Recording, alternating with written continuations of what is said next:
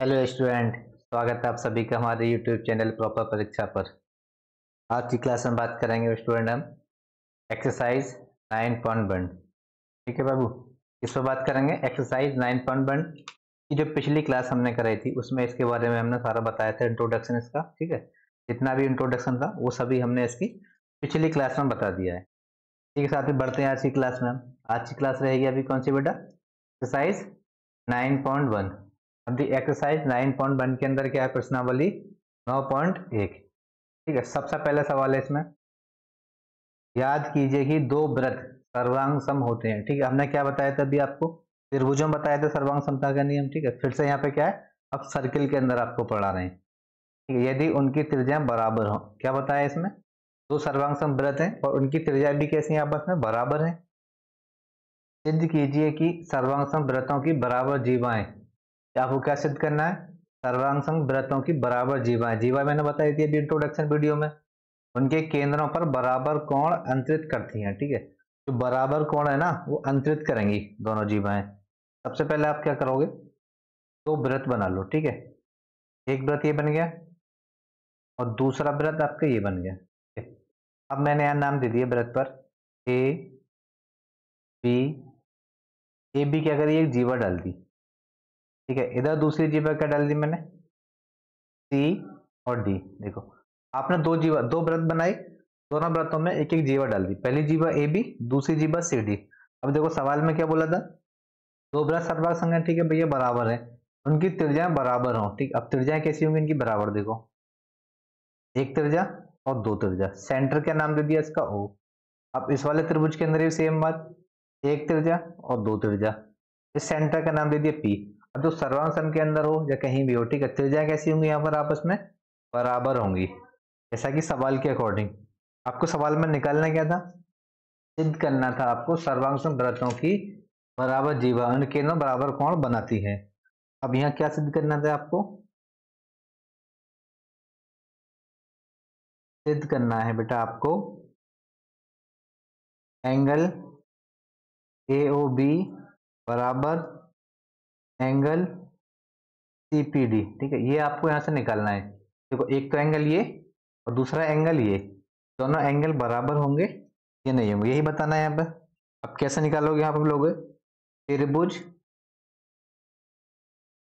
ए O B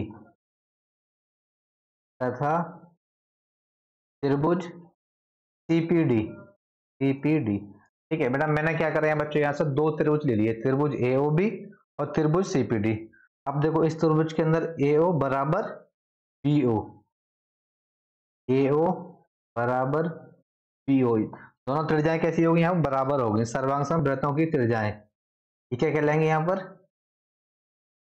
सर्वांग सम वृत्तों की त्रिज्याएं ये क्या कहलाए यहाँ पर? ये सर्वांग सम वृत्तों की त्रिज्या कहलाती है यहाँ पर। अब इसके बाद में क्या होगा देखो भी, और अब इसके बाद में क्या लोगे भी? देखो यहाँ पर कुछ और भी समान है। देखो, बी ओ बराबर डीपी। देखो, बी ओ बराबर डीपी, बी ओ बराबर डीपी। अभी क्या हमने समान लिया? ए ओ बराबर बी ओ। अब दूसरी तरफ समान क्या ले रहे हैं? बी ओ बराबर डीपी। ठीक है, फिर बेटा यहाँ पे जो समान ले रहे हैं ना, यहाँ पे ए ओ बराबर लेंगे हम ए ओ बराबर सीपी, ए ओ बराबर सीपी। इधर क्या बराबर ले लिए? बी ओ, तो ये त्रिज्या इसके बराबर और ये त्रिज्या इसके बराबर। ठीक है, ले लिया हमने यहाँ तक।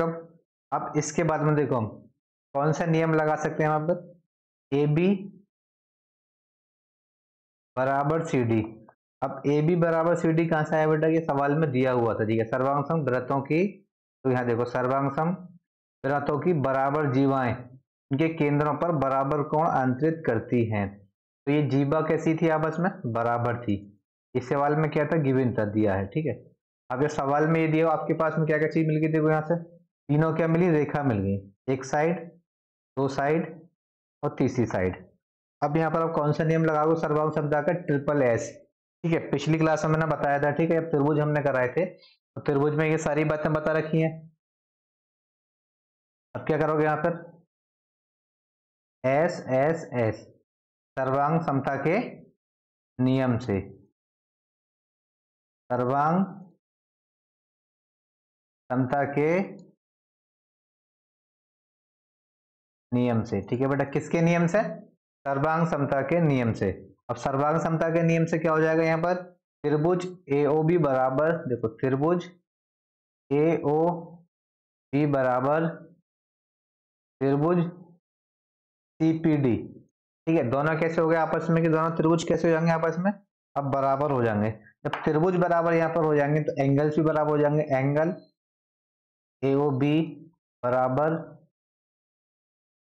एंगल AOB बराबर एंगल CPD। अब ये कैसे बराबर हो गए? सर्वांग सम त्रिभुजों के संगत भाग, सर्वांग सम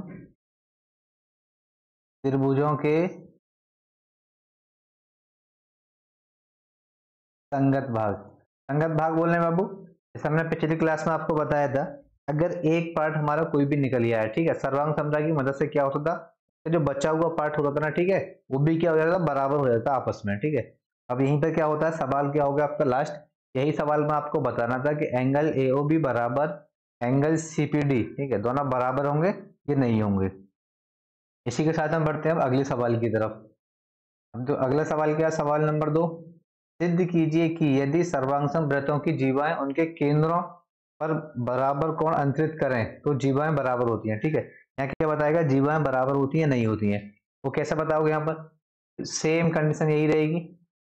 आप क्या करोगे? सबसे पहले दो क्या करोगे? दो वृत्त बना लोगे, एक वृत्त दूसरा वृत्त, सेम यहाँ वही लाइन डालोगे AB, एक जीवा और CD। ठीक है, दोनों तरफ आपने क्या करा? एक एक जीवा बना दी। अब इसके अंदर भी सर्वांगसम वृत्तों की जीवा उनके केंद्र बराबर अंतरित कोण करती हैं तो जीवाएं बराबर हैं।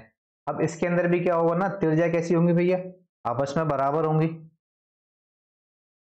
एक त्रिज्या ये बना ली, का भी नाम O, एक त्रिज्या ये का नाम दे दिया आपने P। अब ये वाली त्रिज्या इसके बराबर, ये त्रिज्या के बराबर यहाँ पर। ठीक है, आई होप, मैं समझता हूँ ये सारी बातें आप सभी के समझ में आ गई होंगी। ठीक है, अब यहां से आपको सिद्ध क्या करना था? AB बराबर CD। ठीक है, सिद्ध क्या करना है ऐसा आपको? AB बराबर CD। आ जाओ देख लो कैसे सिद्ध करोगे इसको आप। त्रिभुज AOB,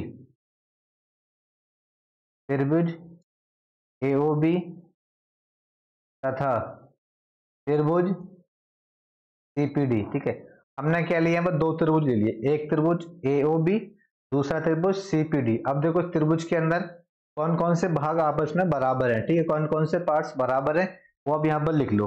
देखो AO बराबर CP, क्या लिखोगे? AO बराबर CP। ये भी कहां से? सर्वांगसम वृत्तों की त्रिज्या, ये भी यहाँ पर। दूसरा क्या निकल गया? BO बराबर DP। तीसरा क्या लिखोगे यहाँ पर? Angle AOB। बेटा यहाँ पे क्या बन गया? एक एंगल ये, दूसरा एंगल ये, एंगल AOB बराबर एंगल CPD। अब देखो दोनों एंगल्स आपस में बराबर है ये, लेकिन बराबर कैसे हैं? सवाल के अंदर दिए हुए हैं। देखो ये सवाल में लिखा हुआ साफ साफ, उनके केंद्रों पर बराबर कोण अंतरित करें। ठीक है, तो उनके जो केंद्र है ना बराबर कोण अंतरित करेंगे ये, तो बराबर हो गया। अब देखो यहाँ पर आपको तीन चीज मिल गई, एक रेखा, दूसरी रेखा मतलब स्ट्रेट लाइन, फिर क्या मिल गया? एंगल। अब यहाँ पर जो लगाओगे आप सर्वांग समता कौन से नियम लगाओगे? SAS, SAS सर्वांग समता के नियम से, सर्वांग समता के नियम से। ठीक है, मैंने कौन सा नियम लगा दिया सर्वांग समता का? SAS। यहां से क्या हो जाएगा? त्रिभुज AOB बराबर होगा और सर्वांग सम होगा त्रिभुज CPD के।